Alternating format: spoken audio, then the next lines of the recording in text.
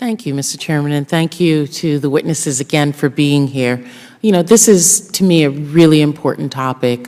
I'm very concerned about impediments to communities being able to grow, being able to sustain themselves, and recognizing that there has to be a balance.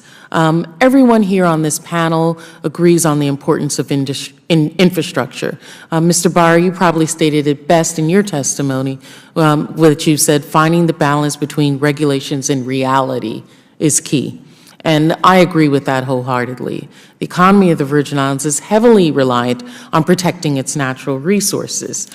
Just, you know, for an example, we had some years ago the EPA, their petroleum refinery initiative mandated that all U.S. refineries install best available control technologies, backed. You know, I'm not a scientist, but this is what they tell me, to reduce the greenhouse gases emissions by 20%.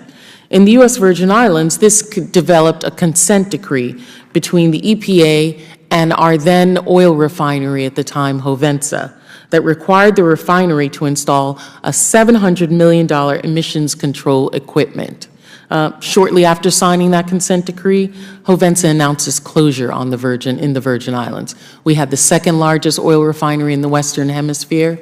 After they left, we had, on the island of St. Croix, our unemployment skyrocketed to 18%. So these are things that are very dear to our heart, we're very concerned about. Mr. D'Angelo, you also seem to recognize there's a need for a balance, and you testified that the Steel Manufacturers Association does not believe that we should abandon the deliberative process required by NEPA and ESA. Is that correct?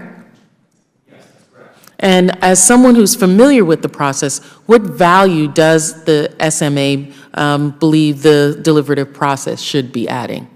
Well, I think as Congress intended in developing NEPA and the ESA, we want to look before we leap. We want to consider our actions. And we want to be able to involve stakeholders. But I question what stakeholder is going to be involved 8 years down the line and read thousands and thousands of pages for EIS, and how are stakeholders helped by simply where these processes become used as barriers to development, and they're used as paperwork exercises as opposed to ways to make reasonable, wise, informed decisions that avoid impacts, but also let important projects go forward.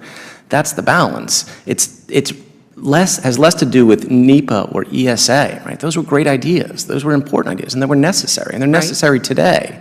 The problem is that we got a little bit far away from our purpose.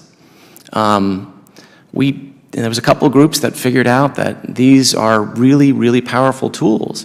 And if you don't like infrastructure and if you don't want development, then you can invoke processes that will mire down any prospect of growth.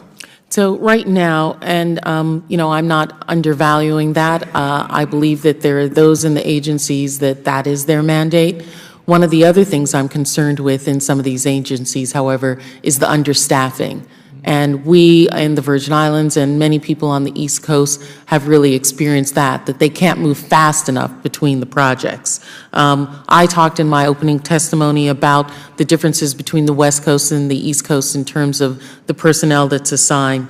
Mr. Beyer, you being part of that Southeast region in Alabama, do you believe that there are inadequate staffing levels in the Southeast region which add to the delay in the development process?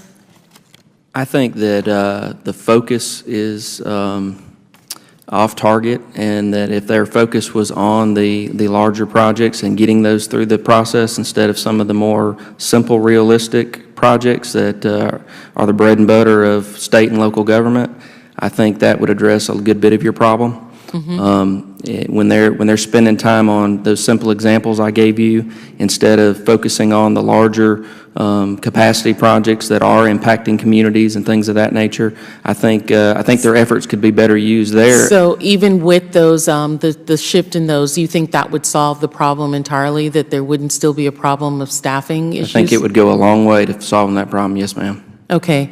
I mean, I know that in the Virgin Islands, we believe that, yes, there is maybe too many hands that are involved. The process takes too long. But we've had instances as well where I think a large part of the issue for us has been that they have not been able to deploy people appropriately to the issues that are, to the projects that we would like to have. And I think that that's the thing that we're concerned with, is striking that balance between having the process move along smoothly, but ensuring that we have the right individuals to take that place. Thank you, Mr. Chairman.